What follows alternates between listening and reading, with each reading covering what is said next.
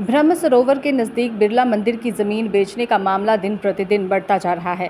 वहीं इस आंदोलन को मजबूती भी मिल रही है। कई सामाजिक और धार्मिक संस्थाओं के साथ साथ राजनीतिक दलों से जुड़े लोग और स्थानीय लोग इस मुहिम से जुड़ रहे हैं। वहीं आज युवा नेता रुबल शर्मा ने भी साथियों के साथ बिरला मंदिर संघर्ष समिति को अपना समर्थन दिया। पत्रकारों से बातचीत करते हुए रुबल शर्मा ने स्थानीय विधायक एवं राज्य मंत्री सुभाष सुधा पर निशाना साधते हुए कहा कि मंत्री सुभाष सुधा का इस जमीन के बेचने में 100% हाथ है। उन्होंने कहा कि मंत्री सुभाष सुधा साबित करें कि उनका कोई रोल नहीं है। वहीं समाज सेवी अशोक शर्मा पहलवान ने कहा कि इस बिरला मंदिर बचाओ संघर्ष समिति को आए दिन कुरुक्षेत्र वासियों का सहयोग मिल रहा है। उन्होंने पत्रकारों से बातचीत करते हुए कहा कि इस मामले में राज्य मंत्री सुभाष सुधा का हाथ है। इस पर जल्द सबूतों के साथ खुलासा करेंगे। जी, रुबल शर्मा जी का बहुत बहुत धन्यवाद। धरना स्थल पर आए। इन जैसे युवा साथी अगर धर्म के मर्म को ना समझेंगे तो राजनीति में आने का कोई उद्देश्य सार्थक नहीं होगा। तो इन्होंने इस भावना को समझा भी बिरला मंदिर सबकी भावनाओं का प्रतीक है, धार्मिक आस्था का प्रतीक है और उससे भी ऊपर ये शहर वासियों के साथ बिरला मंदिर का एक माँ बेटे जैसा रिश्ता है। इन्होंने एक राजनीतिक विचारधारा से ऊपर उठकर, सत्ता पक्ष की विचारधारा से ऊपर उठकर, क्योंकि ये बीजेपी से मेहनत भी कर रहे हैं और ये युवा के प्रधान भी रहे हैं, लेकिन इस चीज़ से ऊपर उठकर इन्होंने आम जनमानस की भावनाओं को समझा और बिरला मंदिर से जुड़े हुए लोगों के लगाव को समझा और उसके तहत ये जो समर्थन देने आए हैं इनको साधुवाद है। क्योंकि बहुत ही कम लोग हैं जो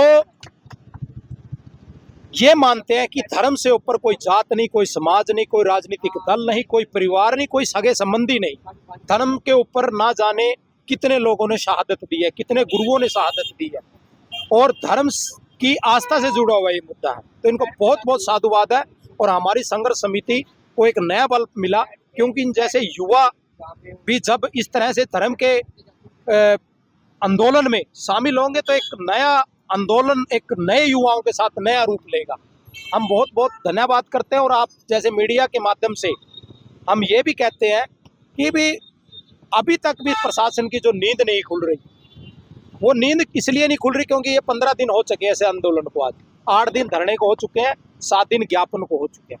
हमें भी कहीं ना कहीं लगता था कि हो सकता है कि इनमें कोई रोल ना हो, लेकिन जब तक 15 दिन के अंदर भी अगर किसी आंदोलन की सुनवाई नहीं, प्रशासन की अनदेखी हो रही है, तो इससे ये साबित हुआ कि इसमें सुधा साहब का और सत्ता पक्ष का बहुत बड़ा रोल है। तो उसके तहत फिर हमने एक छानबीन की उसके बारे में जो सरकार को छानबीन करनी चाहिए थे, डॉक्यूमेंट कलेक्ट करने चाहिए तो हमें करने पड़ रहे हैं।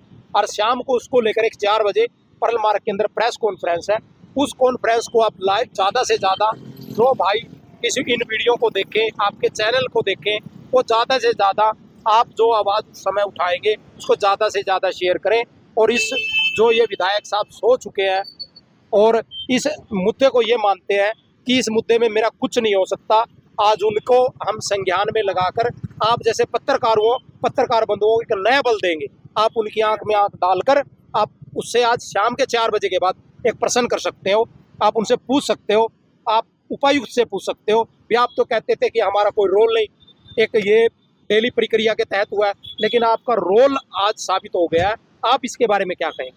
मैं वो दिन भी देखना चाहूँगा जब विधायक इसके बारे में आकर प्रेस कॉन्फ्रेंस करके कहे कि ये जो बात थी ये मिथ्या थी, झूठ थी, अफवाह थी। मैं वो दिन का इंतजार करता हूँ।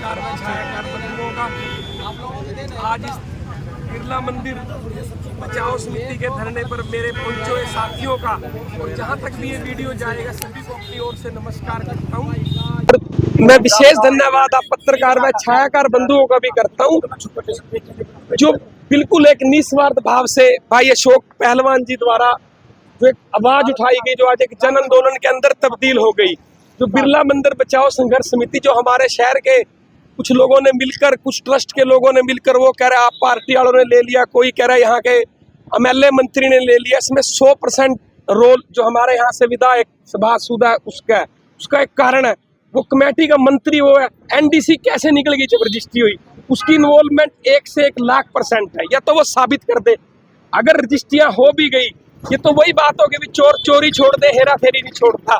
और अशोक पहलवान जी और उनकी टीम का धन्यवाद करना चाहता हूँ जो समय समय पर अपने लिए, इनका इसमें कुछ नहीं है, देखो इतनी बड़ी अगर चीज बचेगी तो उसमें शहर वासियों को ही फायदा है।